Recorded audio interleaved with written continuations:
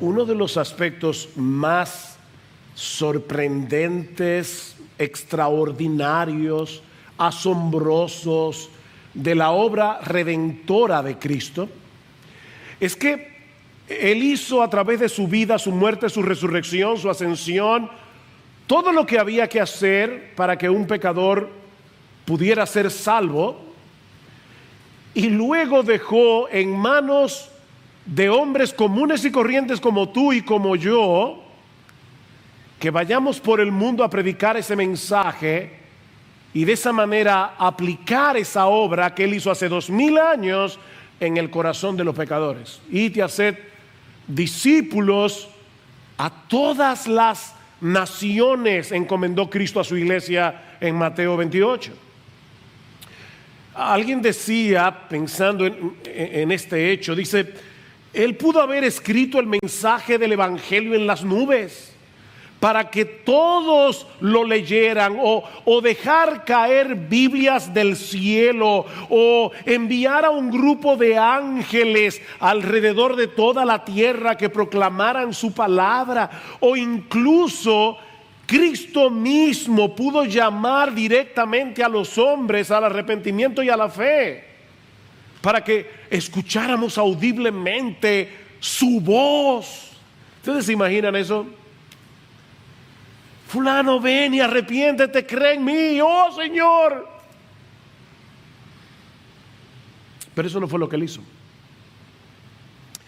Él decidió enviar hombres. Impresionante. Él decidió hacer eso por medio de hombres.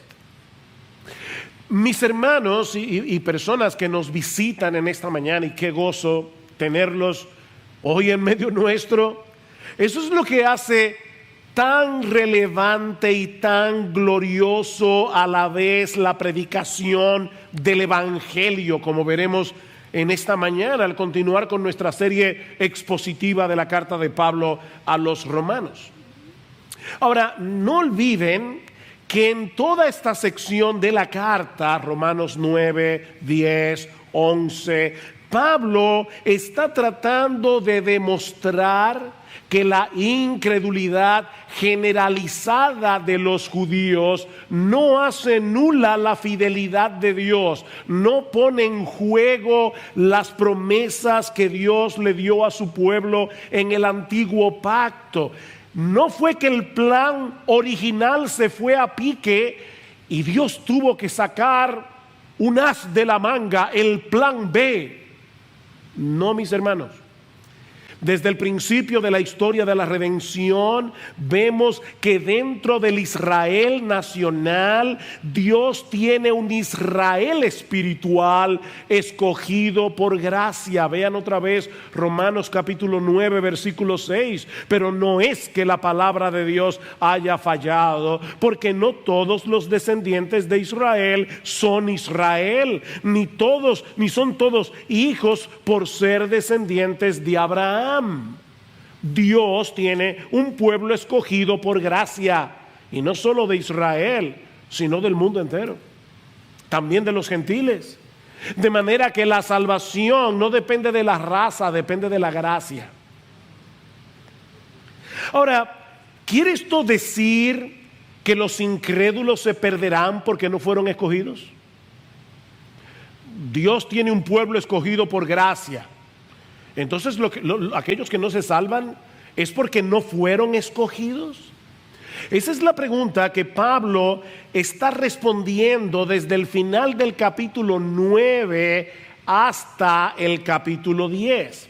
Y su respuesta básicamente es esta: si bien es cierto que Dios es el responsable de la salvación final de los creyentes, el hombre que se pierde es responsable de su condenación. Esa es la respuesta de Pablo. De manera que la razón por la que los israelitas rechazan a Cristo no es porque no fueron escogidos, sino porque en su orgullo ellos prefieren tratar de ganarse la salvación por medio de su esfuerzo, por medio de su obediencia a la ley, antes que venir como mendigos pidiéndole a Dios misericordia.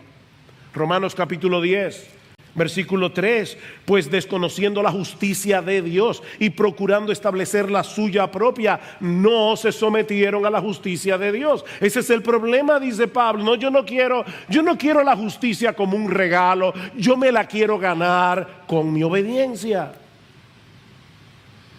Ese es el contexto del pasaje que vamos a estudiar en la mañana de hoy. Y podemos resumir la enseñanza de esta sección de Romanos 14 al 21, capítulo 10, 14 al 21, en dos encabezados. En primer lugar, en los versículos 14 y 15, Pablo nos muestra que la predicación del Evangelio es el medio usado por Dios para salvar a los pecadores. Muy sencillo, ¿verdad? Nada complicado. La predicación del Evangelio es el medio usado por Dios para salvar a los pecadores. Y luego vamos a ver que Pablo dice, los israelitas escucharon la predicación y la rechazaron. Pero lo primero que él quiere demostrar es, ellos tenían lo que se necesitaba. Predicación. Noten versículo 13. Yo estaba ahí sentado y cuando Sigfrido dijo vamos a leer la escritura, yo sabía que el texto que tocaba leer hoy era Romanos capítulo 14, 10, 14 al 21, porque yo mismo fui que pedí que lo leyeran, pero en mi mente pensé, ay, si leyera desde el versículo 13. Y eso fue lo que él hizo. Versículo 13, para ponerlo en contexto, porque todo aquel que invoque el nombre del Señor será salvo. Versículo 14, ¿cómo pues invocarán a aquel en quien no han creído? ¿Y cómo creerán en aquel de quien no han oído? ¿Y cómo oirán sin haber quien les predique? ¿Y cómo predicarán si no fueren enviados? Tal como está escrito, cuán hermosos son los pies de los que anuncian el evangelio del bien. ¿Ven el punto, mis hermanos? Todo lo que se requiere para recibir el regalo de la salvación es invocar a Cristo como Señor, confiando en la eficacia y suficiencia de su obra en la cruz. ¿Saben que hay personas que invocan a Cristo y no son salvos? Cada vez que tienen un problema, y sobre todo si es un problema serio, ¡ay, Señor! Ellos invocan. Jesús, ayúdame. Pero no es de esa invocación que Pablo está hablando aquí. Para esas personas Jesús es como un paramédico. Ustedes que tienen un accidente de tránsito, esperan que llegue el 911, viene el paramédico, te atiende, te da los primeros auxilios, pero tú no tienes nada que ver con ese paramédico nunca más. Tú no lo vuelves a ver, probablemente. No es de esa invocación que Pablo está hablando aquí. Es aquel que decide levantar su bandera blanca de rendición y se somete voluntariamente a Jesús como Señor, confiando en su obra de redención. Vean otra vez el versículo 9, que si confiesas con tu boca a Jesús por paramédico, no por Señor. Y no olviden que esa palabra significa Dios, amo, dueño, soberano, gobernante. Todo aquel que confiesa con su boca a Jesús por Señor y crees en tu corazón que Dios le resucitó de entre los muertos, que Dios aceptó su obra en la cruz del Calvario, que Dios aceptó el pago por nuestros pecados. Si tú crees eso, serás salvo. Serás salvo.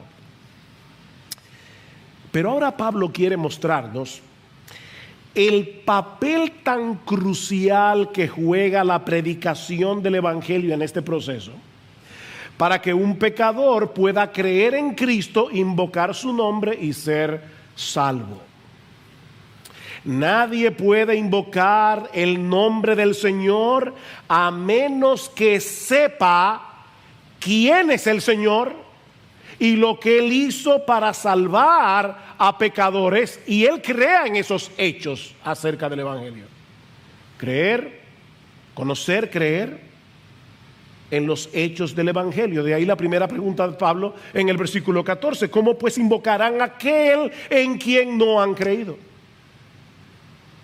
No se puede invocar sin creer. Imagínate que tú estás en un río profundo. Hay algunos ríos aquí en República Dominicana, por lo menos cuando yo era chiquito eran profundos, y a veces se formaban remolinos y una persona fácilmente se podía ahogar.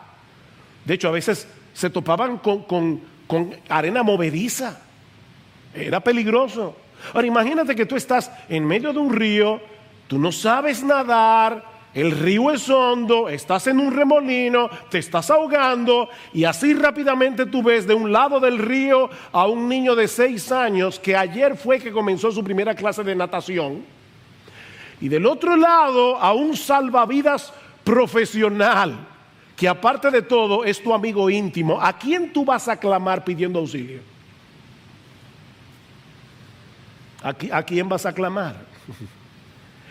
Antes de invocar el nombre de Jesús y pedirle que te salve, debes creer que Él es Dios, que se hizo hombre, que obedeció la ley de Dios perfectamente desde la cuna hasta la tumba, que siendo inocente murió en una cruz, que fue levantado de la tumba victorioso al tercer día para pagar así y justificarnos de nuestros pecados, y entonces clamarle que te salve. Mira, mi hermano, mi amigo que estás aquí, si no conocemos esos hechos del Evangelio o no creemos en la veracidad histórica de esos hechos, ¿cómo voy a pedirle a Jesús que me libre de la esclavitud y de la condenación del pecado y me conceda como un regalo la vida eterna? ¿Cómo se lo voy a pedir? Hay personas que de verdad yo creo que son bien intencionadas. Quizás tú los has visto, que se colocan en la puerta de un centro comercial y a todo el que pasa por ahí le dice: Dios te ama, Dios te ama. Vuelvo y repito, probablemente son bien intencionados, pero déjenme decirles que eso no es evangelizar. Eso no es evangelizar. Nadie se va a salvar porque crea que Dios existe. El diablo sabe eso. Dice en Santiago y tiembla. Nadie se va a salvar porque crea que Dios es amor. Nadie, óyeme, nadie se va a salvar porque crea que Dios es amor. Necesitamos conocer y creer lo que Él hizo a favor de pecadores por medio de la persona y la obra del Señor Jesucristo para resolver el problema de nuestros pecados sin pasar por alto su justicia. Y no es que hay que ser un teólogo para salvarse, no hay que ser un teólogo. Estas son verdades muy sencillas del Evangelio. Lo que estoy diciendo es que se requiere un conocimiento esencial, un conocimiento fundamental de los hechos del Evangelio para creer, invocar y ser salvo. Somos pecadores. Merecemos el infierno, merecemos la condenación, ser condenados en el tribunal de Dios. Pero el Dios hombre, Jesucristo, pagó por nuestros pecados. ¿Es difícil de entender? De manera que la salvación es por gracia, es por medio de la fe. Porque Dios hizo por medio de Jesucristo todo lo que había que hacer para conceder la salvación como un regalo a todo el que venga clamando por misericordia. ¿Es eso difícil de entender? Pero eso nos lleva de la mano a la siguiente pregunta. Versículo 14. ¿Cómo pues invocarán a aquel en quien no han creído? ¿Y cómo creerán en aquel de quien no han oído? ¿Ven el punto? Ese conocimiento acerca de Jesús, acerca de lo que Él hizo en la cruz del Calvario, no se adquiere por intuición. No es que un día tú te levantaste y dijiste: ven acá, Jesús, ¿qué fue lo que hizo Jesús? Y te pones a razonar y llegas a la conclusión de que Él murió por nuestros pecados. No, eso no pasa así.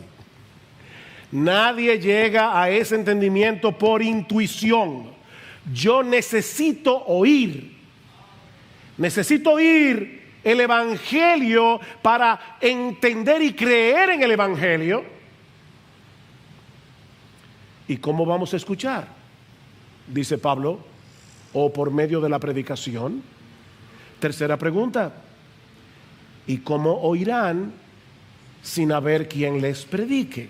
Ven, yo no necesito un sueño, yo no necesito una visión para saber quién es Cristo, para saber lo que Él hizo para salvarnos. Yo necesito predicación. Ahora bien, hay un detalle extremadamente importante en la segunda pregunta que necesita más observación. Y mira, mi hermano, de verdad, si tú no te acuerdas de nada de este mensaje, pero te acuerdas de esto, yo me iré, medianamente satisfecho. Yo quisiera que tú recordaras todo el sermón, pero me voy a ir bastante satisfecho. Lo que dice la segunda pregunta literalmente es lo siguiente: ¿cómo creerán en quien no han oído? Fíjense que yo sé que nuestras Biblias incluyen acerca de quién no han oído. ¿Cómo creerán en aquel acerca de quién o de quién no han oído? Pero lo que el texto griego dice literalmente es esto: ¿cómo creerán en quién no han oído? Mis hermanos, voy a decir esto con calma, así, tranquilo, para que no nos perdamos. Lo que Pablo parece estar diciendo aquí no es únicamente que tenemos la necesidad de escuchar acerca de Cristo durante la predicación para salvarnos, sino que necesitamos escuchar a Cristo. No es de Cristo, es a Cristo. Podemos traducirlo también de esta manera: ¿cómo creerán en aquel a quien no han oído? Mis hermanos, predicar fielmente las Escrituras no es otra cosa que hacer oír la voz de Jesucristo desde el púlpito, porque este libro es su palabra, inspirada por su Espíritu.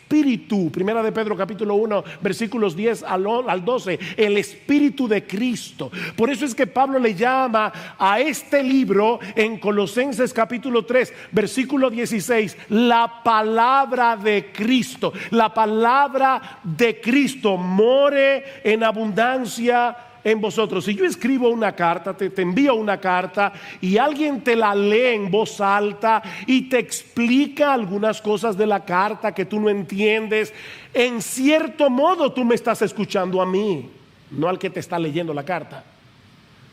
Tú me estás escuchando a mí. Pero eso no es todo. Eso no es todo. Ya eso de por sí es extraordinario, pero eso no es todo. El Nuevo Testamento también nos enseña que cuando el Evangelio es predicado, Cristo, que está presente en su iglesia, moviéndose en medio de los 7 candeleros de oro, como dice en Apocalipsis, Cristo mismo viene y comienza a aplicar su palabra en el corazón de sus ovejas, a hablarle a sus ovejas personalmente. Mis hermanos, Cristo está aquí. Cuando su iglesia se congrega, Él está aquí haciéndonos oír su voz a través de la predicación.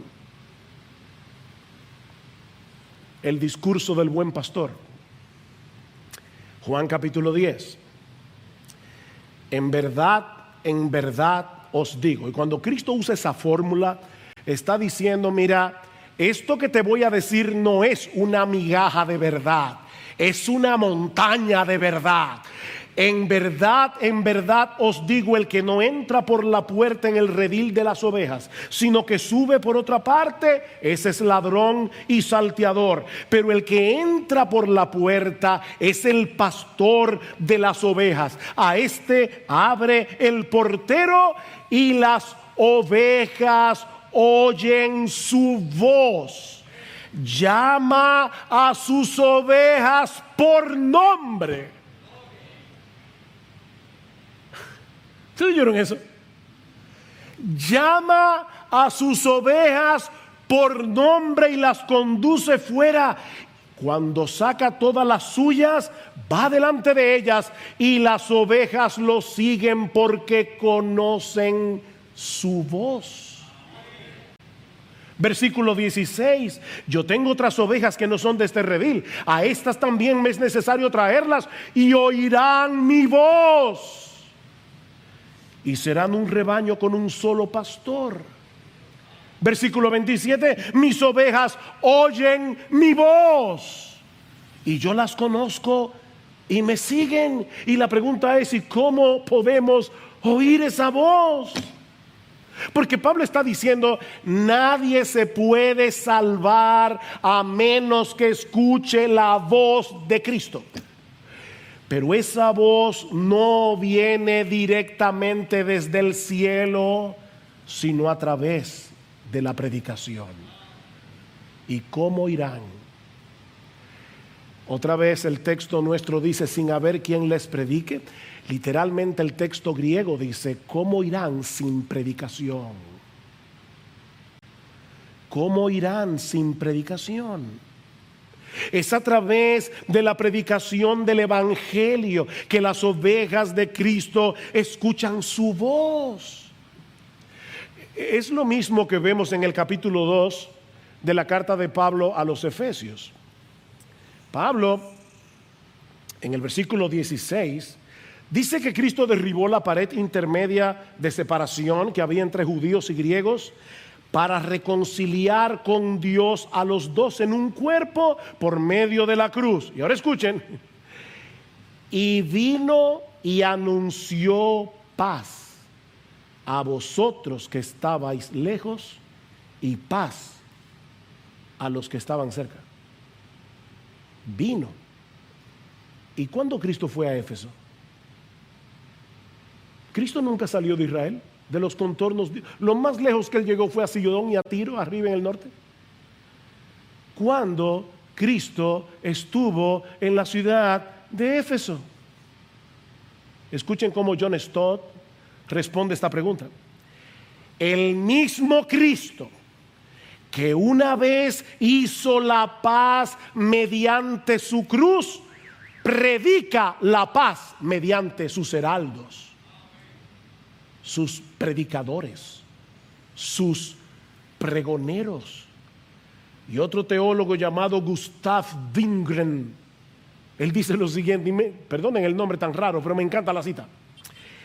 Es la predicación la que provee los pies sobre los que Cristo camina para acercarse a nosotros y alcanzarnos.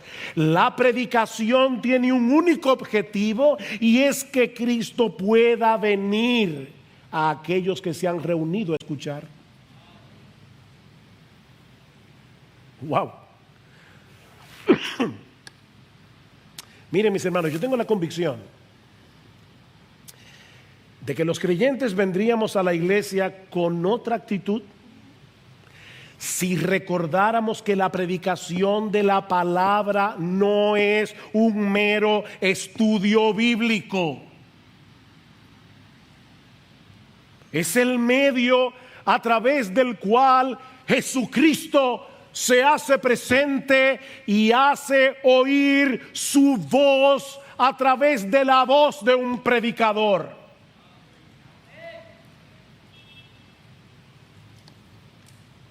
Y así edifica su iglesia y así salva a los perdidos. mis ovejas oyen mi voz.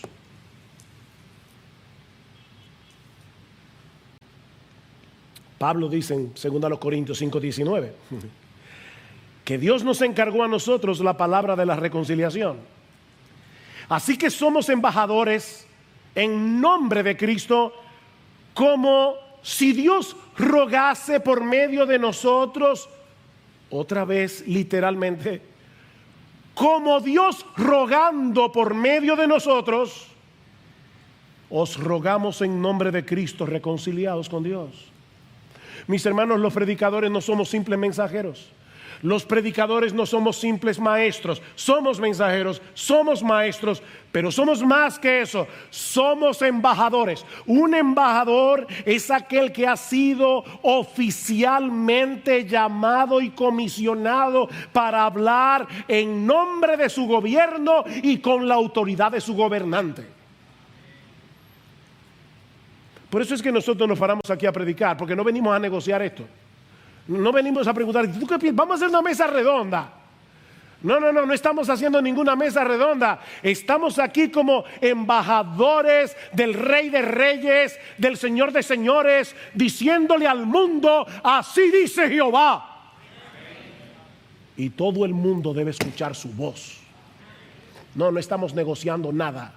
Estamos anunciando algo en nombre de Dios. En nombre de Dios.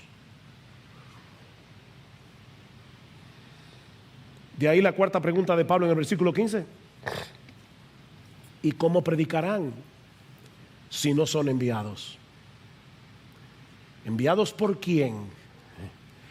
Bueno, por el contexto debemos entender que Pablo se está refiriendo a Dios como aquel que envía, comisiona a sus mensajeros. Rogad al Señor de la mies para que le envíe obreros a su mies. Dios los envía para anunciar en su nombre que hay perdón en Cristo para todo aquel que cree.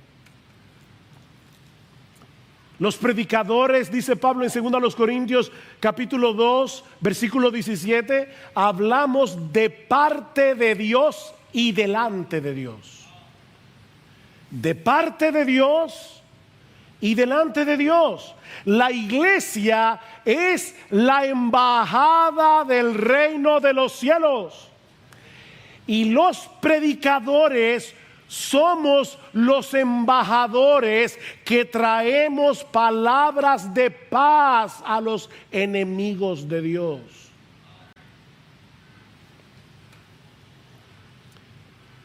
Estamos anunciando que Jesucristo, el Dios encarnado, pagó la deuda de nuestros pecados y que ahora Dios ofrece perdón, reconciliación, vida eterna por medio de Jesucristo para todo aquel que cree.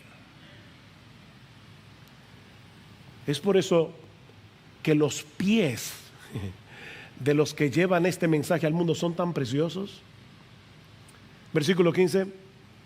Cuán hermosos, tal como está escrito, cuán hermosos son los pies de los que anuncian el evangelio del bien. Y Pablo está citando aquí un pasaje que se encuentra en Isaías 52. Y otra vez, esas cosas, ¿verdad?, difíciles que yo a veces digo desde el púlpito. Isaías 52 está exactamente antes de Isaías 53. ¿Y de qué habla Isaías 53? Del sufrimiento del siervo de Jehová. Pero escuchen lo que dice el profeta Isaías en el capítulo 52, versículo 6, hablando de lo que iba a ocurrir cuando los israelitas regresaran del exilio babilónico. Por tanto, mi pueblo conocerá mi nombre, así que en aquel día comprenderán que yo soy el que dice: heme aquí. Qué hermosos son sobre los montes los pies del que trae buenas nuevas, del que anuncia la paz, del que trae las buenas nuevas de gozo, del que anuncia la salvación y dice a Sión: tu Dios reina. Qué hermosos son esos pies, Fuimos comisionados por Dios para proclamar el mensaje, el glorioso mensaje de que nuestro Rey Jesús ya venció en la cruz del Calvario, ya está entronado en los cielos a la diestra de Dios el Padre y tiene toda potestad para conferir perdón y vida eterna a todos los que creen en Él invocando su nombre. Cuán hermosos son esos pies. Mis hermanos, qué privilegio para los que predican y qué privilegio para los que escuchan. No el que escucha a un predicador, no importa quién sea, es el que escucha la voz de Jesucristo a través del predicador. Qué privilegio. Qué privilegio. Dios estableció predicadores para hacer oír a través de ellos la voz del buen pastor. Mi amigo, no esperes ver una visión, no esperes escuchar una voz del cielo. Escucha a sus embajadores.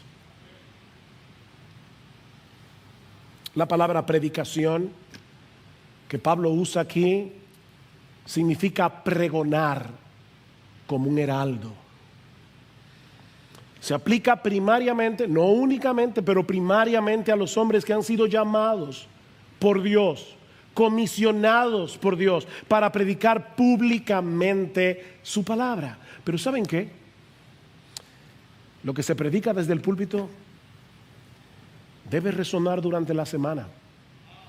En la medida en que los creyentes comparten con otros el mensaje del Evangelio.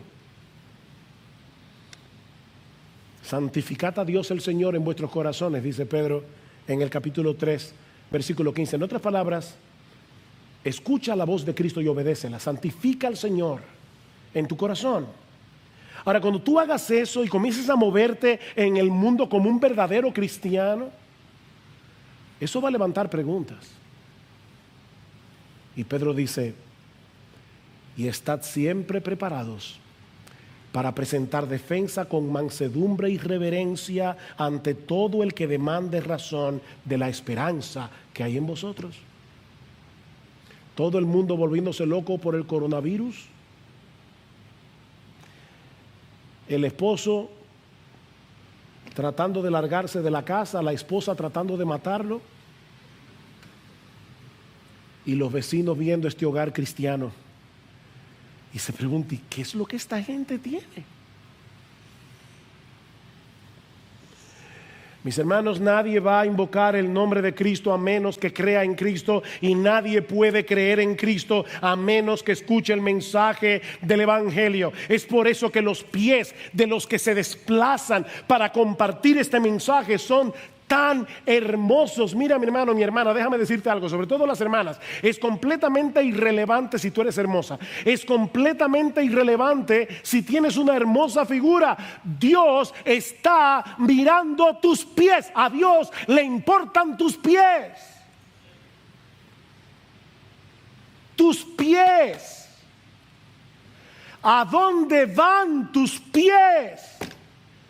En tu anhelo de que otros conozcan a nuestro bendito, glorioso, exaltado Señor y Salvador Jesucristo. Cuán hermosos son esos pies.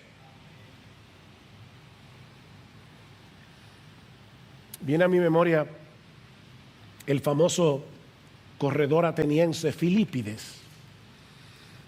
Cuando Grecia derrotó el imperio persa en la batalla de Maratón, año 490 antes de Cristo, el general Milcíades reclutó a su soldado más veloz, Filipides, para ir a Atenas a dar las buenas nuevas de que ellos habían vencido, de que los persas habían sido derrotados. Y cuenta la historia que Filipides corrió tan rápido los 42 kilómetros que había entre los campos de Maratón y la ciudad de Atenas, que cuando llegó a la ciudad con su último aliento solo pudo decir: hemos vencido, y ahí cayó muerto. Y es en honor de Filipides que nosotros corremos, digo yo no, los que corren el famoso maratón, que son 42 kilómetros, 26 millas, la misma distancia que corrió Filipides en aquel día. Oh mis hermanos, el mensaje que nosotros tenemos que comunicar es infinitamente más importante que el que corredor alguno haya comunicado jamás. Cristo venció en la cruz, el diablo fue derrotado, nuestra deuda fue saldada, completamente saldada, y ahora Dios ofrece en el Evangelio perdón y vida eterna a todo aquel que cree. Oh, cuán hermosos son esos pies. Pero ahora viene la segunda parte de la argumentación de Pablo, en los versículos 16 al 21. Recuerden el contexto. Y lo que Pablo va a decir ahora es que lamentablemente, muchos de los que escuchan el mensaje del Evangelio deciden permanecer en la obstinación y rebeldía de sus corazones. Versículo 16. Sin embargo, Pablo ha dicho algo tan glorioso, pero de repente dice, sin embargo, y yo me imagino de verdad que cuando Pablo escribió esto, su corazón estaba roto en 1000 pedazos. No todos hicieron caso al Evangelio. Miren qué glorioso es la predicación. Cristo mismo llamando a los hombres, pero no todos hicieron caso, no todos obedecieron. Porque Isaías dice, Señor, ¿quién ha creído a nuestro anuncio? Y ese texto se encuentra precisamente en Isaías 53. ¿Ven? Isaías 52, cuán hermosos son los pies de los que anuncian el Evangelio. Isaías 53, Señor, ¿y quién ha creído a nuestro anuncio? ¿Quién ha creído a nuestro anuncio? Es interesante notar que ese texto de Isaías 53 se cita al final del ministerio de Jesús en el Evangelio de Juan. Capítulo 12, antes de la semana de la pasión, dice, los judíos no creyeron en Jesús, como dice Isaías, ¿quién ha creído a nuestro anuncio? Y ese mismo texto aparece en Hechos 28 para hablar del ministerio de Pablo, y dice una vez más que los judíos no oyeron, no creyeron, como dice Isaías, Señor, ¿quién ha creído a nuestro anuncio? ¿Ven? Mis hermanos, la predicación puede ser ungida por el Espíritu de Dios y no producir absolutamente nada en el corazón de muchos. Pasó con Jesús, pasó con Pablo y ha pasado con muchos predicadores a lo largo de la historia. Nosotros no podemos evaluar a un predicador por el tamaño de su iglesia. Hay predicadores muy fieles que tienen iglesias muy pequeñas, están en lugares muy duros. Y hay predicadores de la prosperidad enviados por el mismo infierno con estadios llenos de personas. Porque dice que se amontonarán gente teniendo comezón de oír. Eso es lo que la gente quiere oír, no este mensaje del Evangelio. No todos obedecieron al Evangelio. Lo que Pablo está diciendo es, Cristo debe ser escuchado para ser creído, y Él es escuchado por medio de la predicación del Evangelio. Versículo 17, así que la fe viene del oír, y el oír por la palabra de Cristo. La fe viene del oír. ¿El oír qué? Porque ese texto no dice, la fe viene por el oír la palabra de Cristo. ¿Vieron? La fe viene por el oír, y el oír es que viene por la palabra de Cristo. ¿El oír qué? El oír la voz del mismo Cristo. Es el versículo 14 otra vez. La fe viene por el oír a Cristo, y ese oír a Cristo viene por medio de la predicación de la palabra de Cristo. Pero qué triste que muchos que tienen el privilegio de escuchar, y algunos están sentados en esta iglesia y vienen con sus padres domingo tras domingo, tras domingo, tras domingo.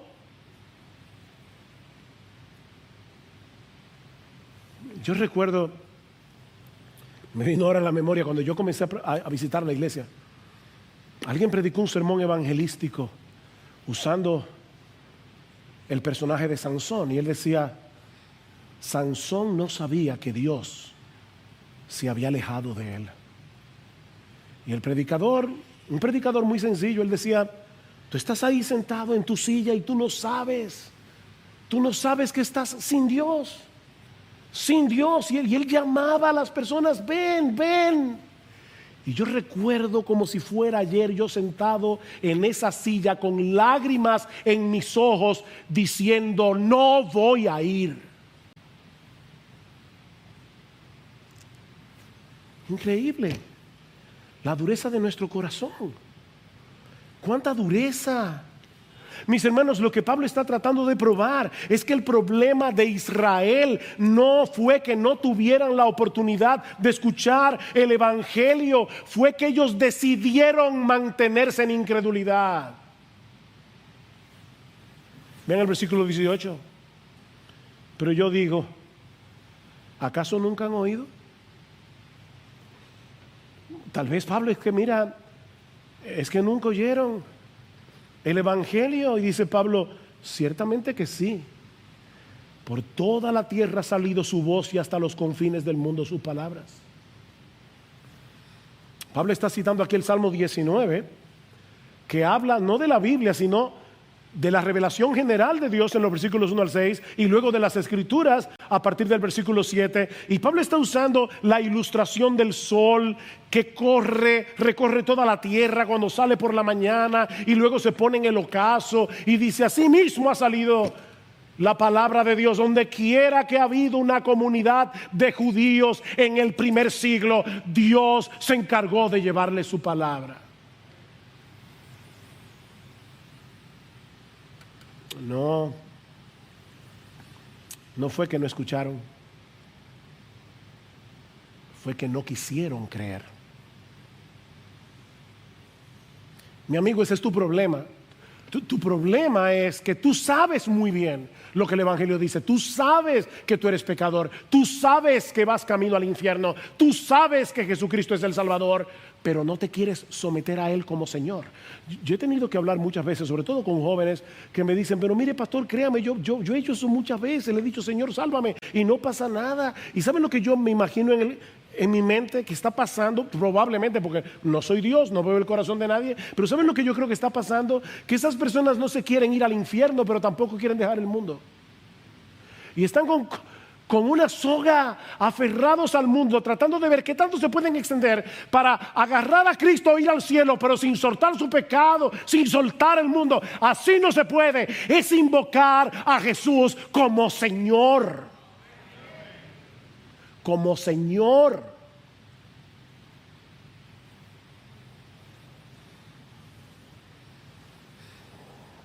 Ellos escucharon. ¿Será que no entendieron? No, dice Pablo, ese tampoco fue el problema. Versículo 19, y añado: ¿acaso Israel no sabía? ¿Fue que no entendieron? En primer lugar, Moisés dice: yo os provocaré a celos con un pueblo que no es pueblo, con un pueblo sin entendimiento. Os provocaré a ira. El texto que Pablo está citando aquí es Deuteronomio 32, 21. Y si ustedes hacen el esfuerzo cuando lleguen a sus casas de leer el capítulo 32 del libro de Deuteronomio, van a ver que Dios está acusando a los israelitas de haberlo provocado a celos con su idolatría. A pesar de todas las obras que él había hecho a favor de su pueblo, ellos me han provocado a celo con lo que no es Dios. Me han irritado con sus ídolos. Yo pues los provocaré a celos con los que no son pueblo. Los irritaré con una nación insensata. Y vamos a ver en el capítulo 11 cómo Dios usa eso para salvar a los judíos. Porque hay judíos que se salvan. Pero eso lo veremos más adelante. El argumento de Pablo aquí, y noten que esta cita es muy parecida a la que él había usado antes en el libro de Oseas. Llamaré a un pueblo que no es pueblo y lo haré pueblo mío. La misma cosa. Lo que Pablo está diciendo es, al ver la conversión masiva de los gentiles, Israel debió haber reconocido que Dios estaba llevando a cabo lo que de antemano había prometido en sus propias escrituras. ¿Es que no leyeron la Biblia? Versículo 20. E Isaías, otra cita, Moisés, Deuteronomio, ahora Isaías. E Isaías es muy osado y dice: fui hallado por los que no me buscaban, me manifesté a los que no preguntaban por mí. Wow, hermanos, ese texto es tan hermoso. Déjenme leerles, perdonen un momentito más. Déjenme leer el texto tal cual está en Isaías 65, que es de donde Pablo está citando. Me dejé buscar por los que no preguntaban por mí, me dejé hallar por los que no me buscaban. Dije: heme aquí a una nación que no invocaba mi nombre. Wow, o sea, somos nosotros las criaturas que debemos decirle: Señor, heme aquí. Pero Dios es tan bueno que Él condesciende y se aparece a un pueblo gentil que no tenía la Biblia, que no conocía el pacto abrahámico, que no conocía las promesas del Mesías. Y Dios le dice a los gentiles: mírame aquí, heme aquí. ¿Y esos gentiles creyeron? Pablo acaba de cerrar su argumento, porque él comienza con lo mismo en el capítulo 9, versículo 30. ¿Qué diremos entonces? Que los gentiles que no iban tras la justicia alcanzaron justicia, es decir, la justicia que es por fe. Pero Israel, que iba tras una ley de justicia, no alcanzó la ley. ¿Ven el mismo argumento? Versículo 20. Fui hallado por los que no me buscaban. Versículo 21. Pero en cuanto a Israel, dice, y vuelve a citar a Isaías: todo el día he extendido mis manos a un pueblo desobediente y rebelde. Wow, mis hermanos, Dios se está mostrando aquí como un padre que extiende los brazos a su hijo pródigo, a su hijo extraviado, y le pide que vuelva a casa. Hijo mío, vuelve, hijo mío. Las puertas de tu casa están abiertas de par en par. Serás bienvenido aunque vengas sucio como el hijo pródigo, habiéndote revolcado en el lodo. Ven, hijo mío.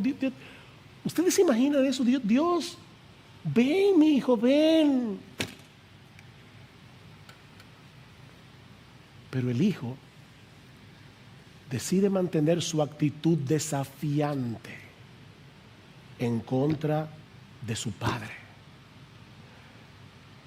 ¿Por qué la mayoría de los israelitas rechazaron al Mesías? ¿Porque no fueron elegidos? No, porque no quisieron. ¿Ven el contraste, hermanos, entre Romanos 9 y Romanos 10? En Romanos 9, Pablo enfatiza la elección soberana de Dios en la salvación de los creyentes. A partir del capítulo 9, versículo 30 y hasta el final del capítulo 10, Pablo enfatiza la responsabilidad humana en aquellos que se pierden. No podemos escoger entre una doctrina y la otra. Las dos están en la Biblia. Pero pastor, yo no entiendo, yo tampoco. Pero Dios lo dice. Dios lo dice, y sea Dios veraz y todo hombre mentiroso. Me recuerda al niño aquel que cuando en la escuela dominical, un maestro inconverso lo quiso ridiculizar, le dijo: entonces tú crees que es verdad, que que una ballena se tragó a Jonás. Sí, profesor, yo lo creo, porque la Biblia lo dice. Y si la Biblia dijera que fue Jonás el que se tragó a la ballena, también lo creería. Esto es palabra de Dios. Palabra de Dios. Y las dos cosas están aquí: la soberanía de Dios y la responsabilidad humana. Óyeme, mi amigo, la oferta del Evangelio está disponible para el que la quiera. Dios tiene los brazos extendidos. La oferta del Evangelio está disponible para el que la quiera. Nadie que venga será rechazado, pero muchos se perderán por mantener una actitud desafiante y rebelde contra la gracia de Dios. Por eso es que no debemos perder de vista que eso incluye a un montón de religiosos, que prefieren seguir tratando de llegar al cielo por la escalera de su obediencia, por su propio esfuerzo, antes que aceptar como un regalo la gracia de Dios en Cristo. Esa es una forma muy sutil de rebeldía contra Dios.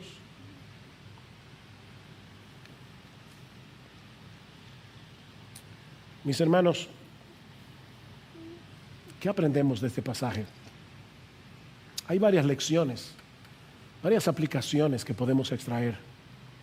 En primer lugar, debemos venir a la iglesia con la expectativa de escuchar y obedecer la voz de Cristo. Mi hermano, mira más allá del predicador.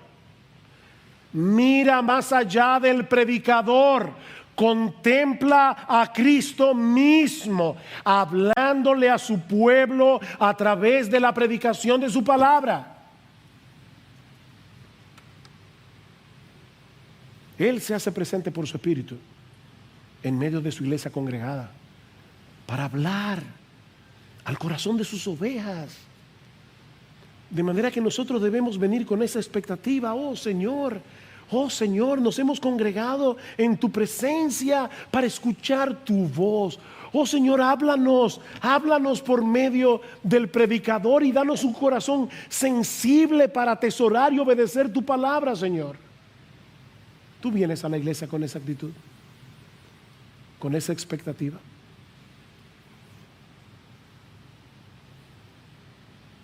Salmo 95, qué precioso. Venid, adoremos y postrémonos, doblemos las rodillas ante el Señor, nuestro Hacedor, porque Él es nuestro Dios, nosotros el pueblo de su prado y las ovejas de su mano.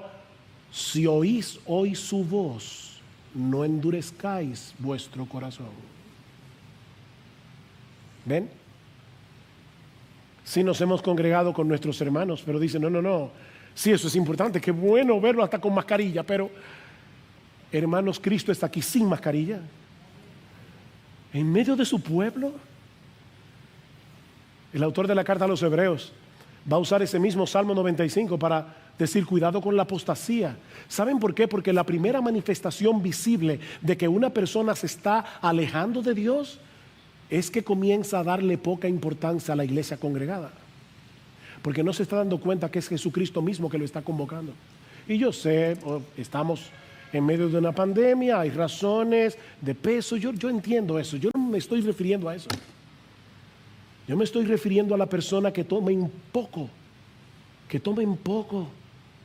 la iglesia congregada en el día del Señor. No está entendiendo.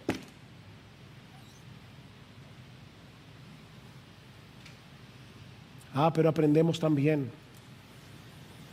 la imperiosa necesidad de predicar el Evangelio. Mis hermanos amados, nadie se salvará a menos que crea en Jesús. Nadie, ni en la selva más remota, nadie se salvará a menos que crea en Jesús. Y nadie va a creer a menos que escuche el Evangelio. La fe viene por el oír, y el oír por la palabra de Cristo.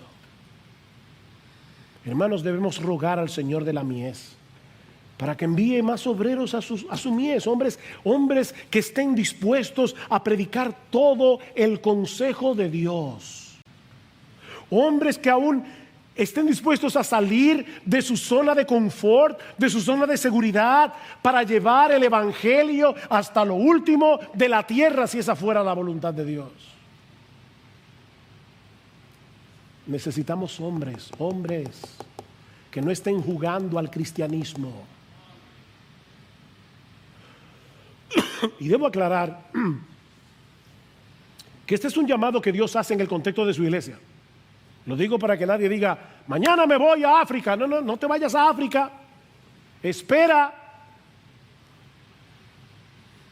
Dios llama a través de su iglesia.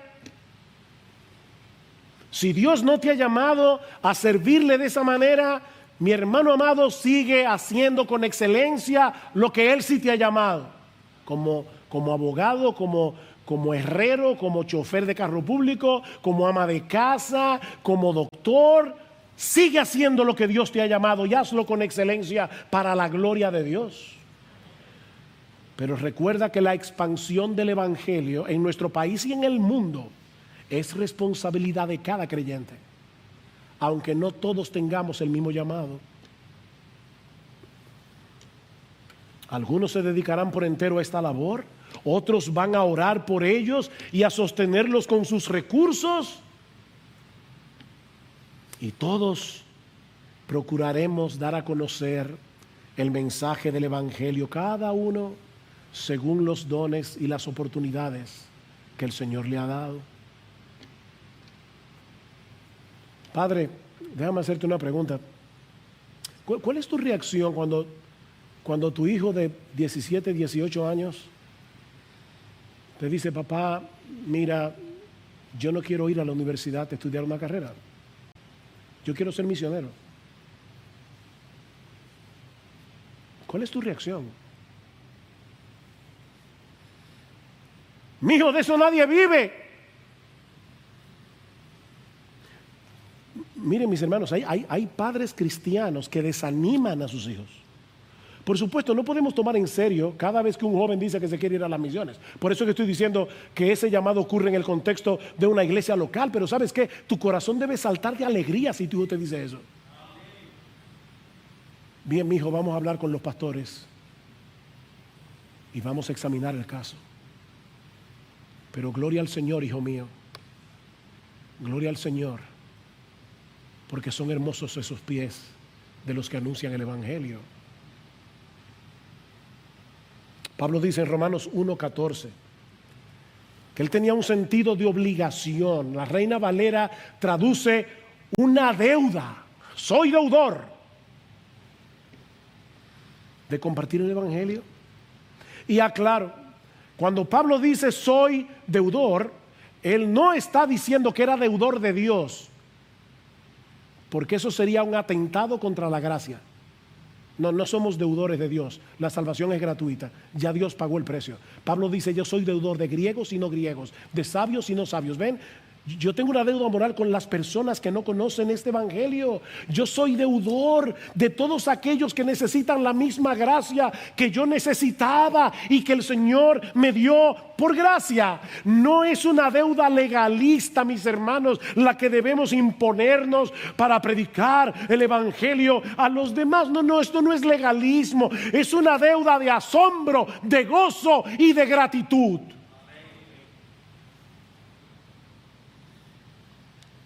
¿Recuerdan cuando los discípulos fueron amenazados para que no hablaran más en el nombre de Cristo? ¿Qué respondieron ellos? Oh, no, tenemos que cumplir la gran comisión. No, ellos respondieron, no podemos dejar de decir lo que hemos visto y oído. No podemos. El Hijo de Dios se hizo hombre para librarnos de la condenación del infierno. Murió por nosotros en la cruz y nos ha dado gratuitamente el don de la vida eterna. Y ustedes nos están pidiendo que nos callemos la boca. No podemos. No podemos dejar de compartir este tesoro. Jesucristo es la perla de gran precio y tú quieres que yo me la guarde para mí. No podemos, mejor mátame. Y murieron martirizados porque siguieron predicando el evangelio. No podemos. No es una deuda legalista, no es tengo que predicar. No, es que mi amado hermano, en la misma medida en que crezca nuestro aprecio, nuestro asombro, nuestra gratitud por nuestro Salvador y por nuestra salvación, en esa misma medida vamos a querer compartir con otros el mensaje del evangelio, el tesoro precioso que tenemos en Jesús.